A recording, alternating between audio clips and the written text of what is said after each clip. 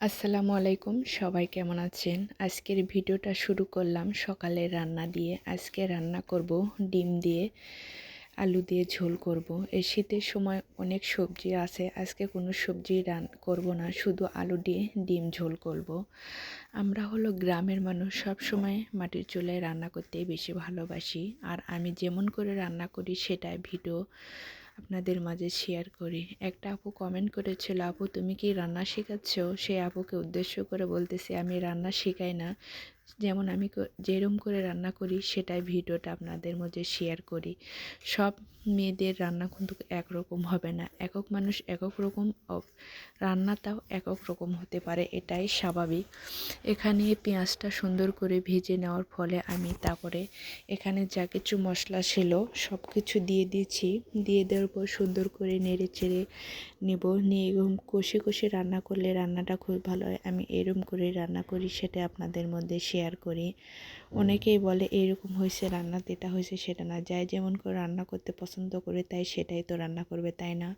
দেখতে দেখতে আমি রান্নাতে একটু পানি দিয়ে সুন্দর করে কিছুক্ষণ কষিয়ে নেব। এখানে টমেটো মরিচ সব কিছু দিয়ে একভাবে সুন্দর করে কষে নিয়েছি। শীতের সময় অনেক সবজি থাকে, আজকে কোনো সবজিই দেবো না, শুধু আলু দিয়ে ডিম রান্না করব। এখানে আমি আলু দিয়ে দিলাম, আলুটা একটু আস্তে দেওয়া লাগতো, আমার হাত থেকে অনেক গজ করে পড়ে যাওয়ার পর এখানে দেখুন কতটা তেল ছিটকে পড়ে গেছে। এরকম ভুলভাতে হতে পারে রান্না করতে, এরকম আমার মাঝে মধ্যে হয়, একটা করতে চাই আর এটা হয়ে বসে থাকে। এখানে রান্নার ভিডিওটা বেশি বড় করলাম না, শর্টকাটে ভিডিও করলাম। আর এখানে আমার সব কিছু হয়ে যাওয়ার পর, রান্না করার পর, খাওয়ার পর আমি এখানে আলু বাছছিলাম। এগুলো আলুর অনেক বড় বড় ট্যাগ হয়ে গেছে, সেগুলো বেছে ধুয়ে আমরা রান্না করে খাবো, সেটাই করতেছিলাম। এই সময় হঠাৎ করে আমার ফোনে একটা ফোন আসলো, আমি একটা পার্সেল অর্ডার করছিলাম, সেটা চলে এসেছে। আর আমার ছেলে আর আপনাদের ভাইয়া সেটাই নিতে গেছে। আর আমি এইগুলো আলুর ট্যাগগুলো ফেলে দিচ্ছিলাম। গ্রাম অঞ্চলে এগুলো ট্যাগ বলে, সেটাই আমরা বলি। অনেকেই বলে আলুর গাছ, যাই যেটা বলে বলুক, সেটার কোনো কিছু না। সেগুলো ফেলে দিচ্ছিলাম আর গল্প করতেছিলাম। কিছুক্ষণ পরে আমার পার্সেলটা চলে আসলো বাড়িতে। আর আমার ছেলে আর আমি দুই মাঝি মিলে এগুলো খুলতেছিলাম। আর এখানে কি আপনারা গেস করেন তো, এখানে আমি কি নিয়েছি?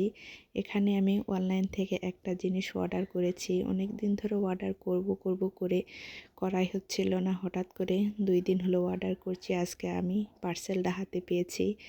এটা হলো একটা সাবান, স্যাফরন গুড মিল্ক সাবান। এই সাবানটা ব্যবহার করলে অনেক যাদের গালে এবং ছোট ছোট ছুপ কালো কালো দাগ এবং মাস্তার দাগ থাকে সেগুলো উঠে যাবে, আর ম্যাজিকের মতন ফর্সা হতে পারবে। এই সাবানটা অনেক ভালো। অন্য অন্য পেজের চেয়ে আপনি যদি এই সাবানটা নিতে চান, অবশ্যই কাকলি বিজনেস শপ থেকে নেবেন। এই সাবানটা অনেক ভালো। অন্য অন্য সাবান থেকে এই সাবানে অনেকগুলো স্যাফরন বেশি দেওয়া থাকে, এজন্য আপনার ত্বকের জন্য অনেকটা ভালো হতে পারে। অন্য অন্য পেজ থেকে নিলে অনেক সময় ভুল ঠিকানা দিয়ে এগুলো সাবান দিয়ে দেয়, সেগুলো সাবান অবশ্যই মুখে ব্যবহার করলে অনেক ক্ষতি হতে পারে। আর আপনি সাবানটা নিতে চাইলে অবশ্যই কাকলি বিজনেস শপ থেকে এই সাবান নিতে পারেন। এই সাবানটা অনেক ভালো। এই ভিডিও আমার কয়েকদিন আগের করা, আর আমি কয়েকদিন ধরে এই সাবানটা ব্যবহার করে খুব ভালো একটা রেজাল্ট পেয়েছি। আপনারা চাইলে অবশ্যই কাকলি বিজনেস শপ থেকে সাবানটা নিতে পারেন। অন্য অন্য পেজে এরকম ভালো থাকে না এবং খাপও এরকম কোয়ালিটি ফুল থাকে না। এই সাবানের খাপটা দেখে অনেক ভালো লাগতেছে, দেখেই যেন অন্য অন্য পেজে কিন্তু এরকম খাপটা থাকে না। এই বক্স সাবানটা খুবই ভালো, আপনারা চাইলে অবশ্যই নিতে পারেন। এই হ্যাপি নিউ ইয়ারের উপলক্ষে এই সাবানটা অফার প্রাইসে দেওয়া হচ্ছে 480 টাকা, ডেলিভারি চার্জ মিলে হবে 630 টাকা। আপনারা চাইলে অবশ্যই এই পেজ থেকে একটা ঘুরে আসেন। আর আমার ভিডিও যারা নতুন দেখতেছেন অবশ্যই লাইক কমেন্ট এবং শেয়ার দিয়ে পাশে থাকবেন। ভিডিওটা কেমন হলো অবশ্যই কমেন্ট করে জানাবেন। আল্লাহ হাফেজ।